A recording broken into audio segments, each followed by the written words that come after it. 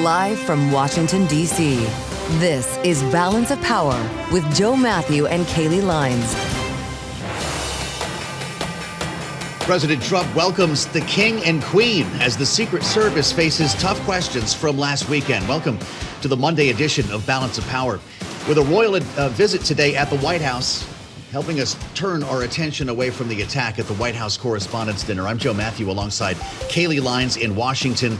Kailey, you were there, and there's going to be a hard conversation, of course, about security here in Washington, but probably not before the president, King and Queen sit down for tea today at the White House. Yeah, that's scheduled to take place just about 3 hours from now. What already was a visit that may be marred by a little bit of tension, given the souring we have seen in the U.S. and U.K. relationship over the war with Iran and questions around the reliability of an alliance. So it was going to be tense already. Now you layer on those security concerns on top of it, and it becomes perhaps a little trickier. All that said, we do know President Trump is a fan of the pomp and the circumstance, was enjoying the pomp and circumstance at the White House Correspondents' Dinner until the would-be shooter tried to charge through the security gate. And of course, if there weren't enough happening here in Washington already, he is also slated to be arraigned this afternoon while that meeting is happening. His first appearance in court here.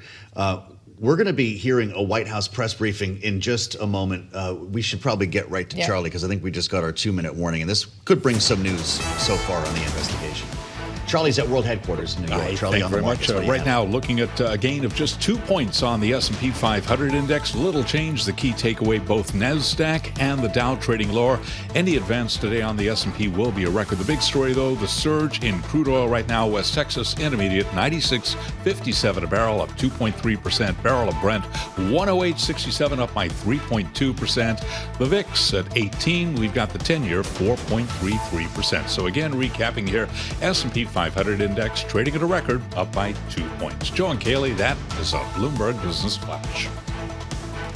All right, Charlie Pellet checking on the markets for us. Thank you so much. We'll continue to check in with Charlie throughout this hour, and we will, of course, be bringing you, when it begins, any minute now, the press briefing from the White House Press Secretary, Karoline Leavitt, who is expected to be in that briefing room at the White House for the second time in just the last 48 hours, as, of course, she, along with the president and other cabinet officials from the administration, having been whisked out of the ballroom due to the security threat posed by a would-be shooter trying to charge the Secret Service security checkpoint, then went directly to the briefing room to answer questions from the media, many of whom were still there, Joe, of course, in their tuxedos and gowns, having come right from the dinner themselves. An incredible moment, and I expect we're going to hear more from the press secretary shortly as to the aftermath of the events of this weekend. As we wait for that blue door to lower press to open, let's bring in Bloomberg's Tyler Kendall for a quick update from the North Lawn of the White House. Do we expect news on this investigation today, Tyler? What caused them to add the briefing?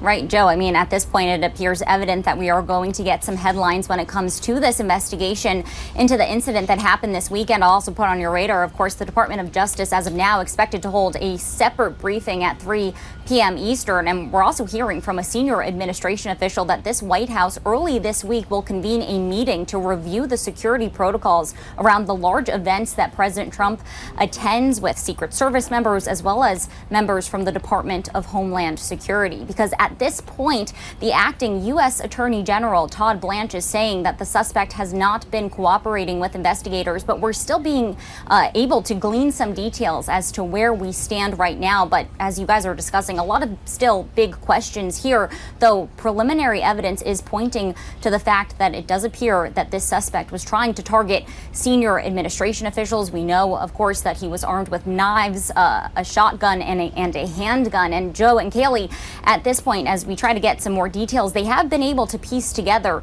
the path that the suspect took, apparently going cross-country on rail from California to Chicago to Washington, where he checked into the Washington Hilton several days before this event began. Well, it's just incredible as we consider the various security implications. To your point, Tyler, the hotel was still in operation with people who were not attending the dinner, which just adds another layer into the considerations that I'm sure will be taken into account as they decide how, if at all, the dinner will move forward at this venue, and if they're going to try again within the next 30 days, as President Trump suggested on Saturday evening. Just quickly, Tyler, as we're still awaiting the press secretary, walk us through what will happen at the White House today ahead to tomorrow's state visit as the king. And actually, I was going to talk about the king, but let's talk about the press secretary instead. Tyler, thank you so much. Karoline Leavitt is beginning her press briefing right now. And Queen Camilla for a state visit here at the White House. First Lady Melania Trump has led all of the preparation for the state visit, which will honor the long-standing and special relationship between the United States and the United Kingdom. As I told many of you on Friday afternoon, I thought that would be my last time taking your questions until after my maternity leave. But given the attempted assassination of the president and, quote, top Trump administration officials, as the depraved shooter noted in his manifesto at the White House Correspondents Association dinner on Saturday evening, I felt it was prudent to be here today to answer your questions and inform the American people about how the administration is responding to yet another attempt on President Trump's life. Saturday was supposed to be a joyful evening, celebrating free speech and the First Amendment with all of you, members of the press. Instead, the night was hijacked by a crazed anti-Trump individual who traveled across the country to assassinate the president and as many administration officials as possible. This is the third major assassination attempt against President Trump in 2 years. No other president in history has faced such repeated, serious attempts on his life. First and foremost, the president, the first lady, and everyone in this White House are extraordinarily grateful to the brave law enforcement professionals who sprang into action to apprehend the would-be assassin and keep all of us safe. The president would especially like to express his gratitude to the men and women of the United States Secret Service who acted with the utmost professionalism, courage, and sense of duty. This includes the heroic agent who took a bullet to the chest. Thankfully, he was saved by his bulletproof vest. Minutes after returning here to the White House to the Oval Office, despite fighting Secret Service to try to stay and keep the dinner going on Saturday, ahead of addressing you here in the briefing room, President Trump was intent on speaking to this brave agent to ensure he was okay. And the agent assured the president that he was. As you know, I was seated next to President Trump and the First Lady when the shots were fired before Secret Service swiftly moved us to safety backstage. The president's calm in the face of chaos, while yet another individual was trying to take his life, was really remarkable to witness, and it's something I will never forget. President Trump is fearless because he loves this country, and he is willing to put his own life on the line to deliver on the promises that he made to the American public who elected him here into the highest office in the land. And while we are blessed to have a fearless president, we should not live in a country where such constant fear of political violence permeates our society every single day. We can and we should have fierce disagreement in this country. As you all know, we disagree often, myself in this role and all of you in the news media, but those disagreements must remain peaceful. Debating, peaceful protesting, and voting are how we need to settle disagreements, not bullets. Nobody in recent years has faced more bullets and more violence than President Trump. This political violence stems from a systemic demonization of him and his supporters by commentators, yes, by elected members of the Democrat Party, and even some in the media. This hateful and constant and violent rhetoric directed at President Trump day after day after day for 11 years has helped to legitimize this violence and bring us to this dark moment. Those who constantly falsely label and slander the president as a fascist, as a threat to democracy, and compare him to Hitler to score political points are fueling this kind of violence. The left-wing cult of hatred against the president and all of those who support him and work for him has gotten multiple people hurt and killed, and it almost did so again this weekend. When you read the manifesto of this shooter, ask yourselves, how different is the rhetoric from this almost assassin than what you read on social media and hear in various forums every single day? The answer, if you're being honest with yourself, is that there is no difference at all. Much of the manifesto of the would-be assassin is indistinguishable from the words that we hear daily from so many. For example, as the First Lady of the United States pointed out this morning, just 2 days prior to the shooting, ABC's late-night host Jimmy Kimmel disgustingly called First Lady Melania Trump an expectant widow. Who in their right minds says a wife would be glowing over the potential murder of her beloved husband? And having experienced what I did with the First Lady on Saturday night, I can tell you that she was anything but that. This kind of rhetoric about the president, the First Lady, and his supporters is completely deranged, and it's unbelievable that the American people are consuming it night after night after night. As President Trump said on Saturday night at this podium, we as Americans must recommit ourselves to resolving our differences peacefully and uniting around the shared values that make our country great. The deranged lies and smears against the president, his family, his supporters have led crazy people to believe crazy things, and they are inspired to commit violence because of those words. It has to stop. And one more point. Saturday night served as yet another reminder of how important it is to fund the Department of Homeland Security.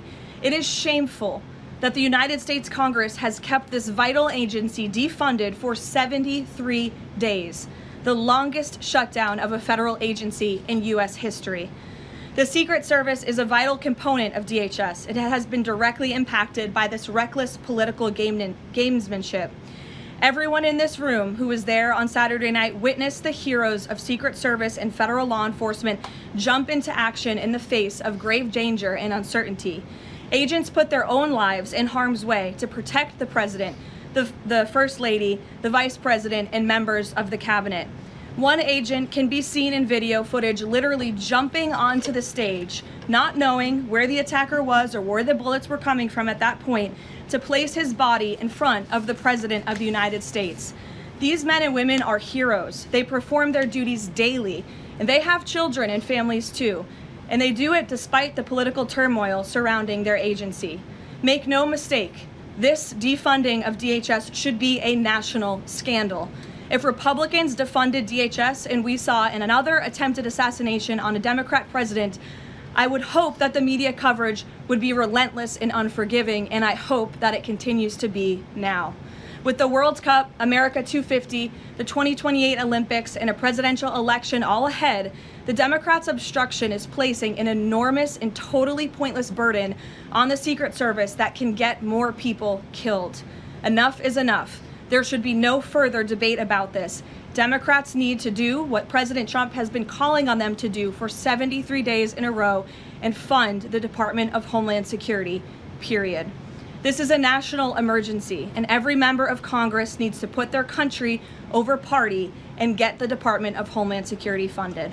With that, I will take a few of your questions today. Daniel, thank you for being here. Why don't you kick us off? Thank you, Karoline. The president, Saturday after the assassination attempt, came here. He emphasized that law enforcement did their job, keeping everyone safe at the dinner. House Speaker Mike Johnson came out and said he believes the president needs greater protection. What is the White House's message to the millions of Americans who wake up here today nervous, uneasy about the safety of the president at events like this and the safety of other cabinet members? Well, we certainly understand their fears and their worries. As you heard from the president himself, he continues to have trust in the United States Secret Service. As I just said, these are great men and women who are doing their jobs and performing their duties honorably. As we all witnessed on Saturday evening, within minutes, the president, the First Lady, the Vice President, members of the president's cabinet were ushered out of the room. The perpetrator who sought to inflict massive harm, as we all now know with the release of the manifesto on administration officials and the president himself, was stopped at the security parameter that was set up. He tried to charge through it, as you saw on video, and he was quickly neutralized by Secret Service, and thank God that he was. With that said, obviously the White House is always asking the tough questions and ensuring the safety of the president. I understand there will be a meeting early this week convened by the White House Chief of Staff Susie Wiles with top DHS leadership, members of the United States Secret Service, and our own operations team here to ensure the safety and the security of the president, as we do have many of these major events moving forward. So we're always monitoring operations and procedures, always asking the tough questions to ensure the president is safe, and the American people should be assured there's no higher priority for the president and his staff than the president's safety. Caroline, Friday you said that you thought that gaggle out of the sticks would be your last one before your baby. Back in 2024, when the president had the attempt on his life in Butler, you cut your maternity leave short back then. You're obviously back here today after Saturday. Can you just elaborate a little bit why you felt it was important to be here to bring to the media media and talk to the American people from the stand? Sure. It's sort of crazy timing when you put it that way for both children with 2 assassination attempts against the president. I'm honored to work in this job. I view this job as the president's spokesperson and the White House spokeswoman as public service. It's not just any job. I'm honored to do it, and I'm honored to work and speak on behalf of President Trump, who has faced unprecedented adversity and challenges, and I'm honored to work for him. And again, as I witnessed on Saturday night, just his dogged resolve and determination to get back onto the stage, and he was pushing Secret Service and law enforcement to allow him to address. And that really, I think, hopefully gives the country the type of strength that we need. And I certainly know as his spokeswoman, and I can speak on behalf of all of the staff here at the White House, the president inspires all of us to just keep going and keep fighting every day. Thanks, Carol. Thanks, Daniel. And congrats to you on your new baby. He's beautiful. Aisha. Just on the rhetoric, you mentioned the First Lady and Jimmy Kimmel. Jimmy Kimmel's comments were, Mrs. Trump, you have a glow like an expectant widow. And he said this days before the shooting, but there does seem to be a normalization of rhetoric about assassinating this particular president. How can this administration try to put an end to this? Well, I think you heard it directly from the president on Saturday night, Aisha, that in his words, we need to recommit ourselves as a country to toning down the rhetoric and to unifying around what makes our country great. That's true of everyone who works in this White House, but as I said, it's also true of everyone who has a voice and a platform across this country, whether you're on television, a podcast host, people listen, and when you have mentally disturbed individuals across the country who are listening to this crazed rhetoric about the president day after day after day, it inspires them to do crazy things. And unfortunately, it's not just the media, it is the entire Democrat Party has made their pitch to voters across the country that Donald Trump poses an existential threat to democracy, that he is a fascist, and that they compare him to Hitler. I mean, these are despicable statements that the American people have been consuming for years. And so many mentally perturbed individuals are led to believe these words are truth and then are inspired to act on it. I have a whole host of examples that we can share with you after. It is pages and pages of major Democrat Party elected officials saying, such as Rep. Hakeem Jeffries just this month said, "We are in an era of maximum warfare everywhere all the time." Governor Josh Shapiro said heads need to roll within the administration. Senator Alex Padilla said people are, quote, dying because of fear and terror caused by the Trump administration. Senator Elizabeth Warren, President Trump is making the country look like a, quote, fascist state. Senator Adam Schiff saying President Trump using a dictator playbook. Senator Ed Markey calling President Trump a dictator, saying that this administration's actions are authoritarianism on steroids. Governor J.B. Pritzker, never before in my life have I called for mass protest disruptions. These Republicans cannot know a moment of peace. You have Rep. Presley saying, "We'll see you in the streets." Rep. Monica McIver, a Democrat representative on Capitol Hill, "We will not take this shit from Donald Trump. He thinks he's a dictator. We are at war." These are Democrat elected officials calling for war against the President of the United States and his supporters. I could go on and on, but again, when you have people in positions of power that are saying things like this every single day for years, you are inspiring violence by people who are already mentally ill. And that's what we've seen against this president for far too long. This is disinformation and misinformation online. There will be bite-sized clips that will go viral to the point where there are Americans in this country that believe that what happened Saturday night was staged. How does this White House tackle that with social media companies out there, whether it's X, Facebook, Instagram? How do they work with these companies to make sure that doesn't get out of control? It's certainly a good question, Aisha. I don't have tangible answers for you. That's the Press Secretary Karoline Leavitt taking questions and delivering a pretty stern message about some of the rhetoric in the media, as we're hearing following what she is referring to now, the administration referring to this as an attempted assassination, which is the first time I think I've heard that term used in this case. I'm Joe Mathieu alongside Kailey Leinz in Washington, and this is Balance of Power. We frequently go to the briefing room for updates on any number of stories. Kailey, this is not the first time we've had to hear Karoline Leavitt talk about an attack against the president or certainly his proximity, knowing that this individual who's in court today in Washington had an alleged manifesto that suggested he was targeting top administration officials. She came back essentially out of maternity leave to do this briefing. Yeah, she had told reporters just last week that it was likely the last time she was going to be taking their questions, as she was scheduled to have a baby and go out on leave for some time. And it was, of course, raised in the briefing that the last time Karoline Leavitt had a child, her first child, she ended her maternity leave early following the assassination attempt against then candidate Trump in Butler, Pennsylvania, which is, it is incredible to consider. This is the third time that this directly, the president's life has been, in theory, in jeopardy. And of course, this time it was not just him, but many who are in the line of succession to the presidency were also in that room, which is why there has been so much scrutiny as to whether or not the caliber, the level of security at the event was adequate. Yeah, the idea of a President Chuck Grassley has been thrown around a couple of times today, which is where that line of succession would have pointed us. One thing we did not hear questions on was the war with Iran. And when we left here Friday, Kailey, this was the biggest deal when the trip for Jared Kushner and Steve Witkoff was canceled. We're at 59 days now, and that 60-day mark is significant to at least some members of Congress as we wait for a potential war powers or authorization for the use of force vote on Capitol Hill. But the president in the Situation Room today with top national security advisors, his foreign policy team, to try to figure out the way forward.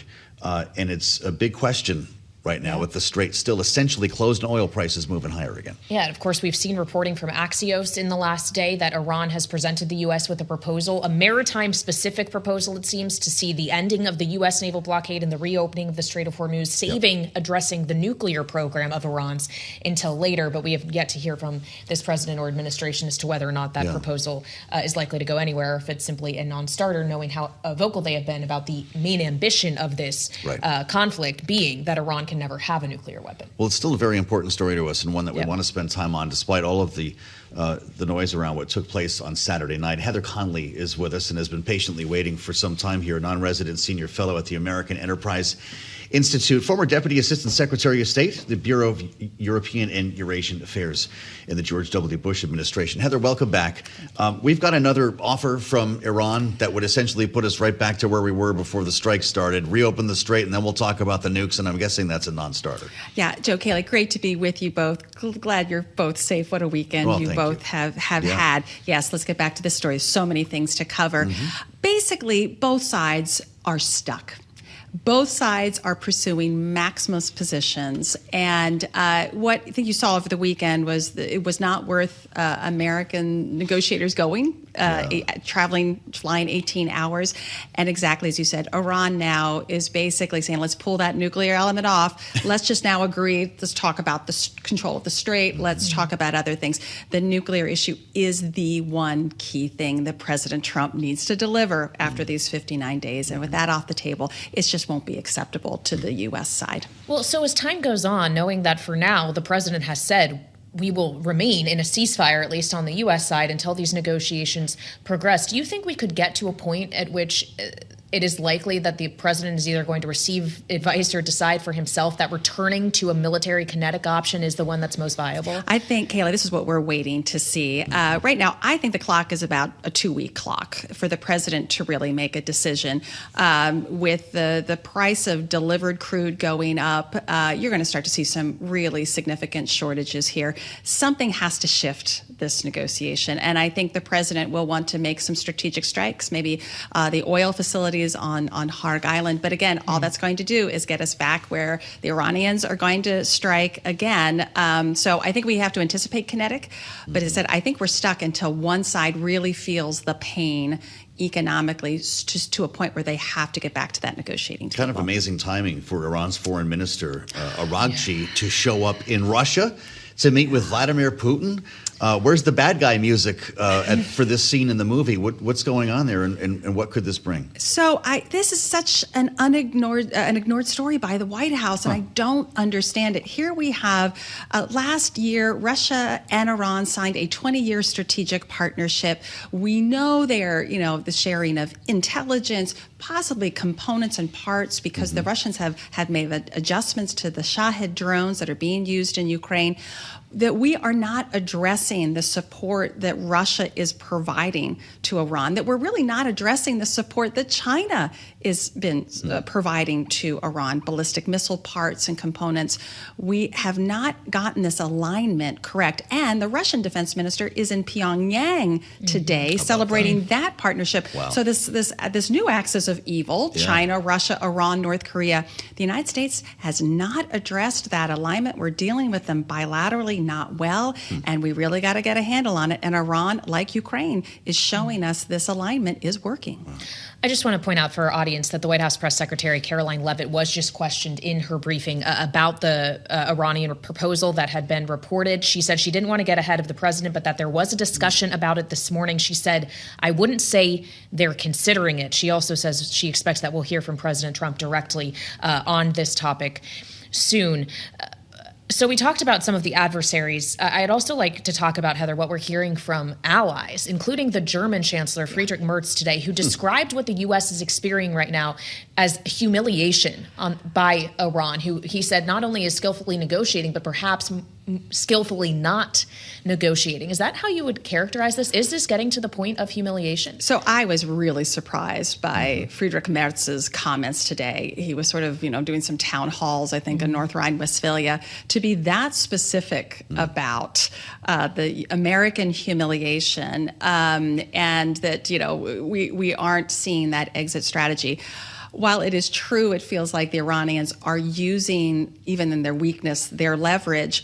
This doesn't help stabilizing the transatlantic relationship. And in part, King Charles' mission is that stabilization, that, look, we understand the difficulties here, but we have to keep our eye on the long-term mutual beneficial nature of this relationship. And what Chancellor Merz also said was the Europeans are really feeling the pain here, particularly an energy-intensive economy like the German economy.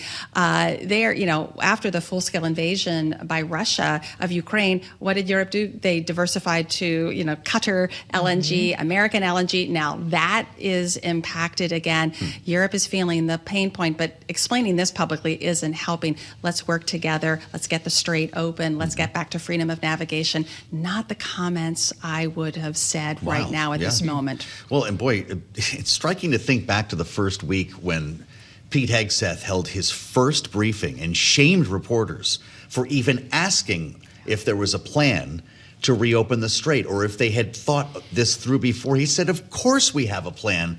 And now we're on day 59. With everything that we've talked about here and in our remaining moment, what are you watching for then in the days ahead? If you think he has 2 weeks to make up his mind on this, it's not going to be at the negotiating table, I'm assuming. Yeah, I think we're really watching, again, the control of the strait and who gives first. So Secretary Rubio, I believe, said today, it's unacceptable for a toll collection, a toll booth. Watch Tehran's conversations with Oman and how they're managing the strait. But right now, again, it is a race to see who buckles first, where's the economic pain point, and both sides think they have time and they have the edge. That's why this thing is I think it's going to be with us for a while, and everyone's going to feel the pain of it. All right, Heather, it's always great to have you and your expertise with us. And here in our Washington, D.C. studio, Heather Conley is non-resident senior fellow at the American Enterprise Institute. We appreciate it. Now, we did just hear from President Trump, not on the issue of Iran or the proposal as the White House press secretary suggested we might, but he too weighing in on what we heard the press secretary talk about, Jimmy Kimmel's remarks from days ago, his comment that Melania had a glow like a, quote, expectant widow. The president now taking to Truth Social to say that statement is shocking and that he should be fired immediately by ABC and Disney. This rings a little We've been familiar, through this before. Joe. It also starts with the word wow. Yeah. So I'm guessing that Donald Trump didn't see this until today, and I didn't know about these remarks until Karoline Leavitt mentioned. Had you heard about this? No. Because I'm sure it'll be viral. And of course, it's with the benefit of hindsight now, right. or the fact that these remarks were made and then just a day later, yes. a shooter tried to storm the White House Correspondents Dinner where the president was in attendance. Yeah, we're going to keep replaying quite a this tape, sequence of events. But again, he's calling for Disney to fire Jimmy Kimmel. We'll see how that goes. We went through that once before. There was a brief suspension. Mm-hmm. We'll see if anything comes of this today. And we want to assemble our political panel, Kailey, for their take on everything we just discussed with Heather. Bloomberg Politics contributors Rick Davis, Jeanne, Zaino are with us. As always, partner at Stonecourt Capital. Rick Davis is our Republican strategist, and Jeanne is our Democratic analyst and democracy visiting fellow at Harvard Kennedy School's Ash Center. Rick, I don't know your thoughts on the next stage here in Iran, but we're looking at Brent in the $108, $109 range. And I'm sure that the president's looking at this, too, with WTI also moving higher here in the U.S. How much time does he have to play with before he makes a decision on pursuing negotiations further or resuming strikes? Yeah, or both. This is a president who's used all kinds of tactics to try and solve problems like this around the world. And of course, this one, he's done both in excess, right? There's been lots of negotiating and lots of kinetic activity. So it's well within his purview to do that. And as you point out, pressure's mounting. I mean, not only the price of oil, but one issue that the president is hypersensitive about is gas prices, and they're still well above $4 a gallon all on a national average. And so you feel the drumbeat of pressure building up over time. What are we going to do about it? I think Heather's comments about the kind of options the president has about maybe using some stick like attacks on Karg Island or even in other strategic areas of petroleum production that the Iranians have with a renewed effort to try and get something done on the negotiating table is probably somewhere in the trading range here. But I would say that in addition to getting the Strait open and trying to relax some of these oil prices, the president is stuck because he has to make progress on the nuclear issue. That is the reason these strikes were begun. It is the hallmark of his attacks on previous administrations and their failure to fix this problem. And he owns this now, and he's got to show progress in negotiations. Otherwise, he will look like he has done what other previous administrations have done, and that is cave. Well, and it is the nuclear program that we hear frequently from specifically Republican elected members of Congress on this program. Whenever Joe and I speak to them, frankly, Jeanne, it is the notion that the world cannot have a nuclear Iran. And they see this effort that the president has undertaken as justified for that reason. But as and Joe pointed this out earlier, about to cross that 60-day threshold that is often referenced from the War Powers Act, do you expect that something could change if we were to see a return to more kinetic action, like an attack on Karg Island, for example? Is Congress going to demand that if that continues, the president come to them first?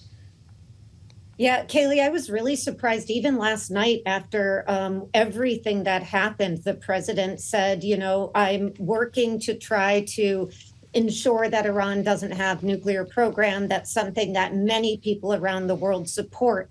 But it's not a question of whether we support removing the program. It's how you get there. It's the strategy to get there. And that's where the administration has blundered repeatedly.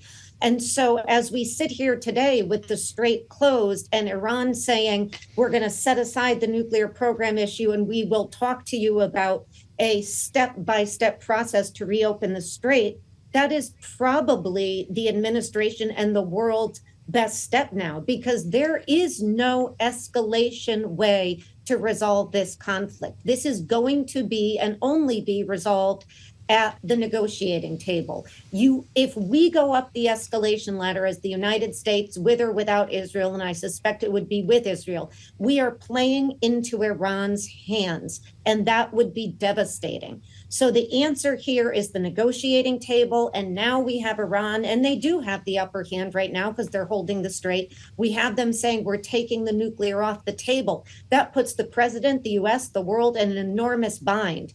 But they are going to have to deal deal with Iran as it is coming to the table and try to make a step-by-step agreement here. Otherwise, they have the world economy in a stranglehold, and the impact on all of us is going to be devastating. What is Vladimir Putin telling Abbas Araghchi right now today, Rick, as they meet in Russia? Is this about energy, weapons, or both? Well, after they're done all doing high fives at the Kremlin, thinking, oh, this is great, the evil Americans are being cowed by, a third-rate dictatorial regime in Iran, then I think they get around to wondering, what the next steps are. We have to be reminded that Russia has been using their satellite program to target American lives in the region. These are not our friends or allies. These are the partners of Iran. And I think that we have to be very diligent of what kind of aid, what kind of help, what kind of material support that comes potentially out of this, because that the Iranians are there to ask for help. They want to close ranks with Russia against the United States. And it is dumbfounding why this White House has not understood since the day they took office that Russia is not a productive member of the world community, and specifically wants to see the United States weakened during the Trump administration. We have to have an answer for that, and it's going to have to come soon. All right, Rick Davis and Jeanne Zaino, Bloomberg Politics contributors, and our political panel today. Thank you so much for joining us. And as we consider Russia being drawn closer, perhaps, to Iran in this conflict, we are seeing alliances drawn further apart, as evidence, perhaps, Joe, of the words of the German chancellor today, talking about the U.S. being humiliated by Iran in these negotiations. I don't think he'll be getting a royal visit anytime soon. No. The king and queen will, though. We're anticipating them to arrive just a short time later on here in Washington, which will kick off a 4-day visit from King Charles. We'll have a lot more straight ahead here on Balance of Power. So we specifically got our eyes on oil prices today following this breakdown and potential talks over the weekend with Iran, something we discussed earlier with Heather Conley and our political panel, and we'll see how things pan out toward the end of the day. A lot of folks are still feeling a bit rattled over what happened on Saturday night at the White House Correspondents Dinner. I was there. Kailey was there. Looked lovely in her gown. We were not expecting to have the dinner end early.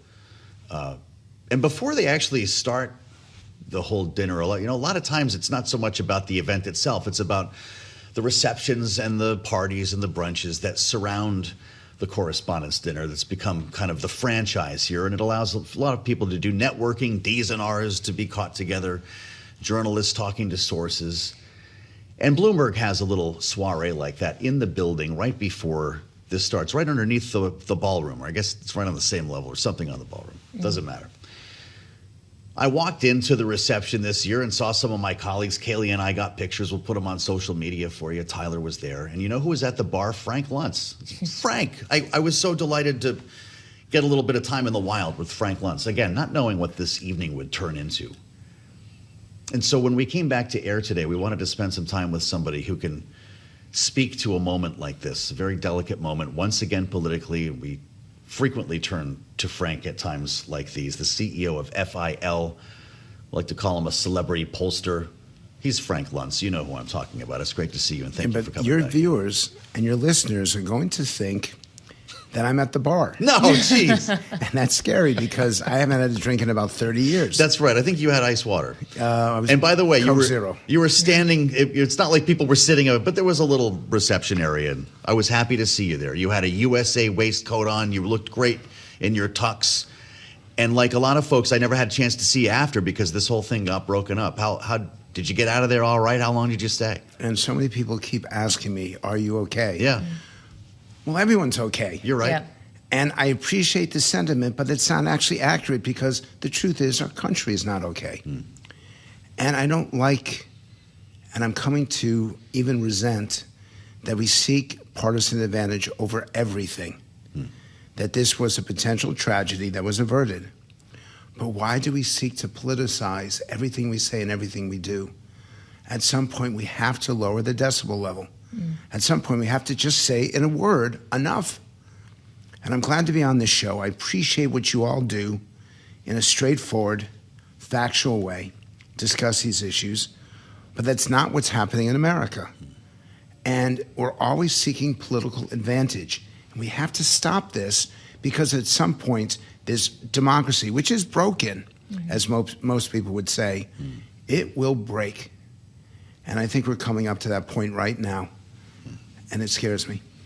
Well, we just heard from the White House press secretary, Karoline Leavitt, about this. She actually described this as an attempted assassination, which would have been a third against President Trump. But she talked about the rhetoric that is pervasive in American culture right now. She said, look at the language in the manifesto, and you can easily find it on social media, that others are saying some of this exact same thing. And I wonder if you agree with that characterization, that what we saw on Saturday is an extreme example of someone who has taken to heart ideas of the president being a fascist or authoritarian, because those were the examples that she was pointing to. We all have to stop.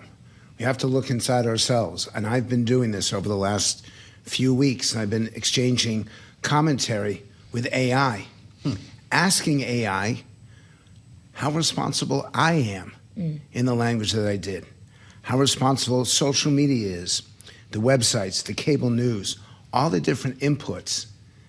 And I'm going to get an answer to that, and I'm determined to show America the mirror, because we have to look at it. We have to see ourselves. It's so easy to blame the other side. That's not what needs to be done. We have to accept responsibility and accountability. We're coming up to a very important election. I think the Democrats are in very good shape in the House, and I now believe that there's a 50-50 shot that they take the Senate. So my question to them is, congratulations, we'll see if it happens. How are you going to be different? How are you going to pull in all of America rather than just the people who voted for you? How are you going to work with the president if the American people give you that responsibility? Is it just going to be impeachment? Is it just going to be acrimony? And I'm hoping the answer is no, but I'm thinking that the answer is yes. Of course, Donald Trump will still be on the other end of Pennsylvania Avenue. And if impeachment is, in fact, the answer, I think we know how well that is going to go. We also have really short memories, Frank. You know, we've been through Butler. We went through the other one down in Florida. Now this happened. To your point, nobody got hurt. Everyone's fine. And by the way, the security services, and I don't know which camera's on, because I would look at whichever camera to say thank you. I'm looking for a red. So you believe the system worked, right? The system worked. We saw this guy dart through the mags, and they still stopped. He never got in the room. And they got to their people that they were responsible for keeping them safe so quickly. Nobody got hurt. Almost nobody got hurt. And they did so efficiently and effectively. And I'm thinking, this is democracy at its worst, and this is democracy at its best. And I want us to be aspiring to service, to selfless service. You know, I teach at West Point. That's my highest priority. And I don't know if I want to admit this, but a few of my cadets are hopefully going to meet the King of the UK wow. That's great. Momentarily. Fantastic. Because the special relationship is special, and it does matter.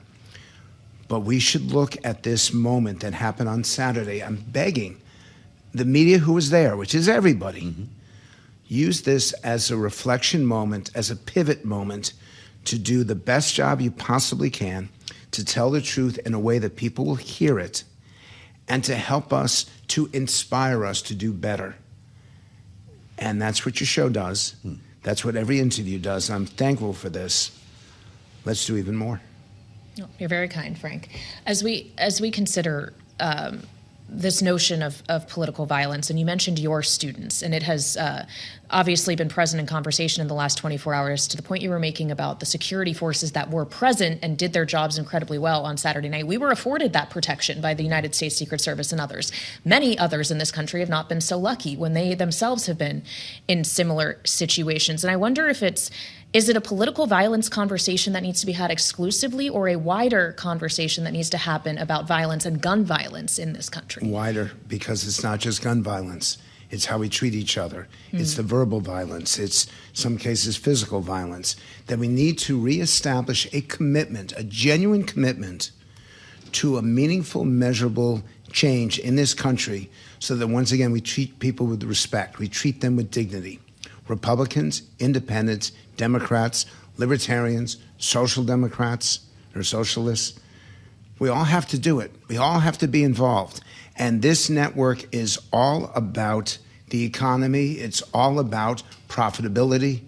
But there's something more important than profitability, and that's security. And every American deserves the sense and the reality of being safe and secure in their homes, in their neighborhoods, and in their country.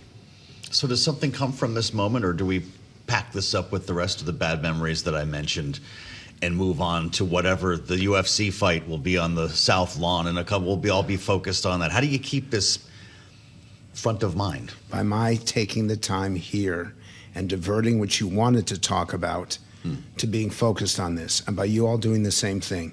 You don't realize that your voice is replicated, your voice reverberates across the country, and that people look at Bloomberg for the truth, the whole truth and nothing but the truth. So use that platform as much as you can. This is why I love teaching at West Point. Yeah.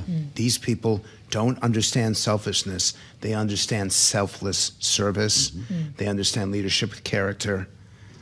Let's commit to doing that. Have you talked to the cadets about what happened Saturday night? I know it's been a minute. Maybe you haven't been around them. But no, 31 different cadets reached out to me that evening. Yeah. My phone blew up by them saying, "Are you okay?" Yeah. And my response to everyone was, "I'm okay, but the country isn't." So let's focus on that, and that's what I plan to do over the next few days. Well, and as we're considering the various challenges facing this country, clearly we have a rhetoric and kind of cultural reckoning that perhaps needs to happen, Frank, what you're suggesting. But we're facing other challenges as well. We're facing economic challenges, a problem with affordability that the president has at times committed himself to addressing, at other times decidedly less so, higher gasoline prices. And I wonder if you see the political pressure on him and his party, especially ahead of November, growing when it comes to some of these economic issues and how the war in Iran may be exacerbating. Let's approach this accurately and factually. He won in 2024 because he was the candidate perceived as being better able to address affordability and security than his opponent. Well, now it's 2026, and the public gets a chance to say, you've succeeded or you failed. So he needs to focus on affordability. He has succeeded at the border. He's actually succeeded at security. But drug prices, healthcare prices, gas, food, just the way that we live has become so difficult right now. And so many Americans, 51%, are living paycheck to paycheck, struggling to get by. Those are the Americans who are going to decide whether President Trump was successful or not. And he needs to be able to prove that he was. When you talk to campaigns, whether it's the candidate or the campaign infrastructure, and you're advising on approach, on messaging, is it possible to teach candidates in this environment how to run for something as opposed to running against something? And when you go there, do they respond accordingly, or do they roll their eyes? They roll their eyes. Okay. Or they respond yes at that moment, and then they don't deliver in the days and weeks to follow. I don't like talking to campaigns, and what I say to every American is, there's something more important than your election. There's something more important than who wins and who loses. And that was a beautiful picture on your phone, by the way. I know you don't want to show people, but that'll humanize you if you do. We've lost our minds. And what we lose next is our country and our Constitution. And all of this absolutely matters most. I am so blessed to be an American, and I'm so grateful. But I respect people from other countries. I respect our position in the world, and I want this to continue. I want us to be the best informed, the best educated, the best with ingenuity and technology. But it can only happen if we trust each other, if we learn from each other, and most importantly, if we commit to a better future for our children. I know it matters to you, because I saw your phone. It does. I'm sure it matters to you. Let's do it. Let's try. Frank, we'll leave it on that note. It's always good to have you here in studio. Frank Luntz is the CEO of FIL Inc. We appreciate your kind words. And yes, I do have to say I find my 8-month-old son very adorable. That's the photo that Frank saw. The cutest kid in America. We're going to get him an agent as soon as we wrap up with Frank. As only Frank could say. I'm actually really delighted that we had a chance to do that. And it's a conversation you can only have on Bloomberg. So thank you for being with us here. Alongside Kailey, Leinz, I'm Joe Mathieu. If you want to find Frank, by the way, FIL Inc. look for his work and look for all of our interviews with Frank Luntz on the terminal and online. The King's coming to town, the King and Queen. And when we get back together here at 5 p.m. for the late edition of Balance of Power, they'll be getting down to some tea at the White House and a tour of the Beehive, we're told. So yes, it's just the beginning of the festivities. Of course, the joint address to Congress is tomorrow, followed by a state dinner. A lot of pomp and circumstance is ahead as the King comes to town. It's a busy day in Washington, and we'll have more coverage of that when we reconvene at 5 p.m. Eastern right here on Bloomberg TV and radio.